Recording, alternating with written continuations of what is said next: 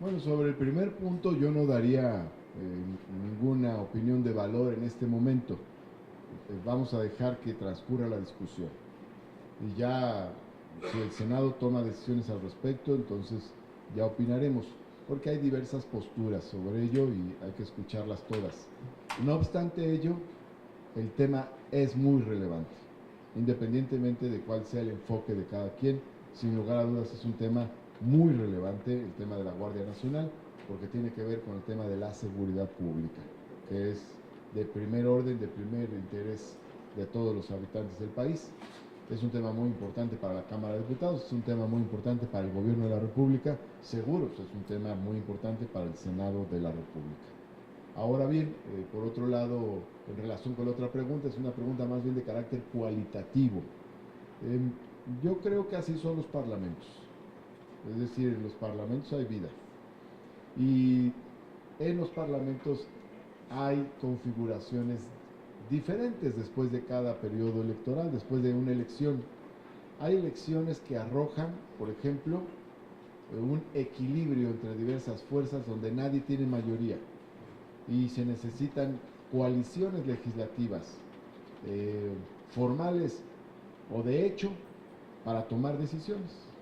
Así ha sucedido en varios momentos en los últimos tiempos. También hay elecciones que arrojan lo que llamamos gobierno dividido. El pueblo de México le da la mayoría en el gobierno a una fuerza política y le da la mayoría en el parlamento a otra fuerza política. Entonces ahí se genera un equilibrio entre dos fuerzas políticas que tienen que negociar necesariamente.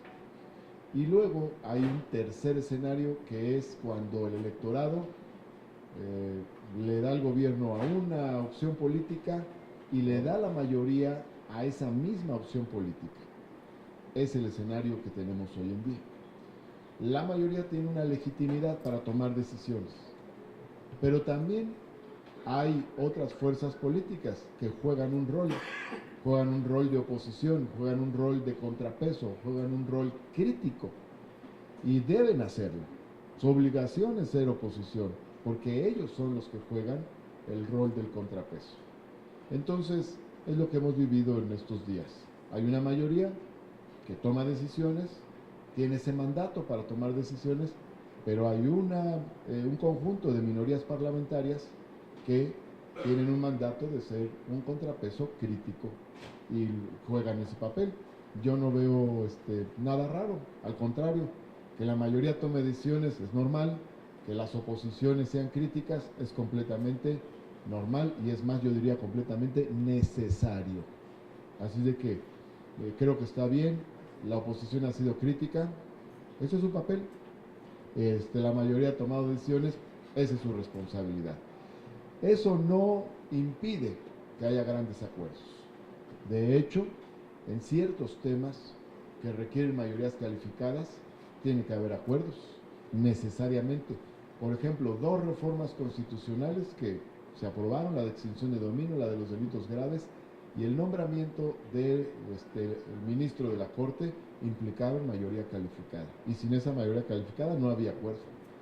En otras decisiones de carácter legal no se necesitaba mayoría calificada y sin embargo hubo consenso para sacar la ley de los pueblos indígenas, para la reforma en materia de derechos de seguridad social para las parejas del mismo sexo y en una gran cantidad de dictámenes de mayor o menor jerarquía hubo también consenso casi en la inmensa mayoría. En el 90% de las decisiones legislativas que se tomaron hubo consenso.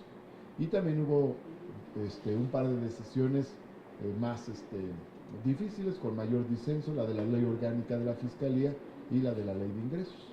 Pero bueno, yo creo que todo dentro del campo de la normalidad democrática y de la legalidad es que se ha dado el trabajo en el Senado.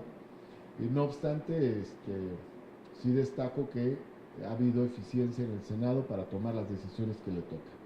Agotamos los temas prioritarios y por un lado agotamos los temas que el gobierno de la República encargó al Senado de la República también, es decir, se cumplieron con los temas que habría que cumplir y trabajamos bastante. Ya lo dije el otro día que hice el balance de los primeros 100 días, tenemos récord en horas trabajadas, récord en iniciativas presentadas, récord en dictámenes aprobados. Gracias.